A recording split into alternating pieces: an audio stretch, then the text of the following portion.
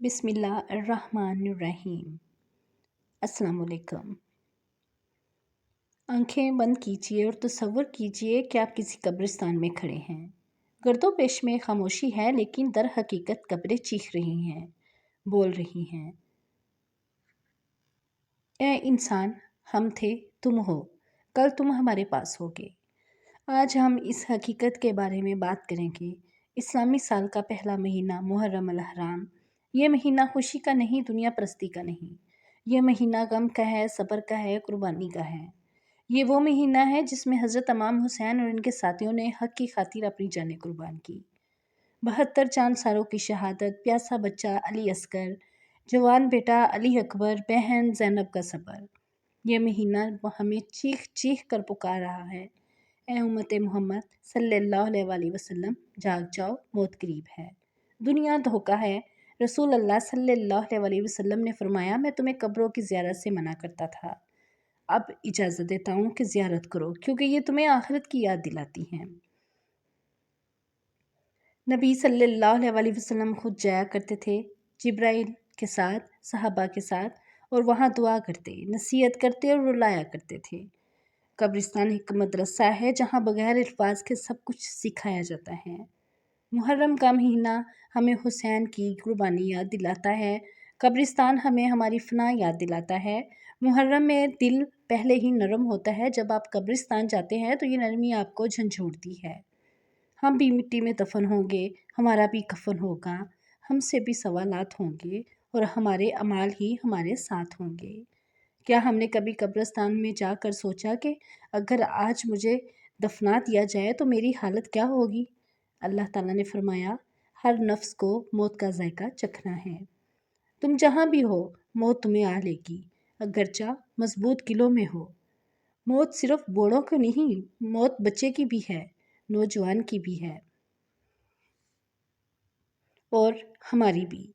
कब्रिस्तान में जाना हमें ये सच्चाई बार बार याद दिलाता है। बावजू जाएं, दाखिले से पहले सलाम करें,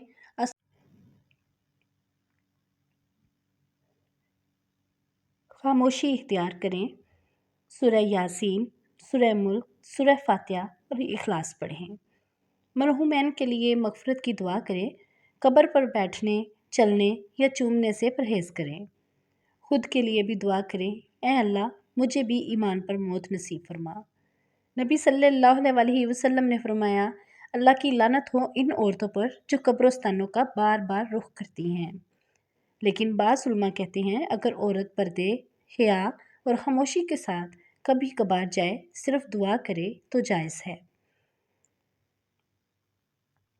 याद रखें, मकसद दिखावा नहीं, दुआएं होनी चाहिए। मुहर्रम के अयाम में कुछ अमाल किए जाते हैं जो शरीयत से दूर, बिद्दत और रस्मों पर मबनी होते हैं। कब्रों पर चादरें चढ़ाना, मिट्टी, फूल, अगरबत्तियाँ रखना, कब्रों को चूमना, कब्रों पर सजदा करना, नोहा, चीहो पुकार, मातम, ये सब चीज़ें इस्लाम में नहीं बल्कि जाहिलियत की रसूमात हैं। कब्रिस्तान में जाकर अगर हमारा दिल नहीं कांपता तो समझ लीजिए हम मुर्दा दिल के साथ ज़िंदा हैं। कभी तन्हाई में एक कब्र के पास बैठें खामोशी से और ये 3 सवाल सोचें। अगर आज मौत आ जाए तो तैयारी कितनी है? मेरे अमाल मेरे साथ चलेंगे या मुझे छोड़ देंगे? कब्र में मुझे क्या राहत या अज़ाब मिलेगा? क्या हम सिर्फ रस्म के तौर पर जा रहे हैं या नसीहत लेने के लिए? नीयत बदलें, कब्रिस्तान को इबादत का ज़रिया बनाएं, ना तमाशा। कुछ लम्हे दुआओं में गुजारें, कुछ लम्हे दिल की सफाई के लिए, कुछ लम्हे इस्लाह के लिए और कुछ लम्हे आखिरत को याद करने के लिए। आज जब आप कब्रिस्तान से निकलें तो दिल में ये अहद लेकर निकलें, मैं बदलूँगा, मैं बदलूँगी, मैं आखिरत के लिए जुटूँगा, मैं आखिरत के लिए जुटूँगी, मैं मौत से पहले जाग जाऊँगा, मैं मौत से पहले जाग जाऊँगी। क्योंकि याद रखिए, वो जो कब्र में चला गया वो कुछ नहीं कर सकता, और जो ज़िंदा है इसके पास अमल का मौका है, और वो मौका आज है, अभी है, यही लम्हा है। अगर ये पैगाम आपके दिल को छू गया हो तो इसे दूसरों तक ज़रूर पहुँचाएँ, और याद रखें, अगर एक इंसान भी कब्रिस्तान जाकर बदल गया तो ये वीडियो कामयाब है।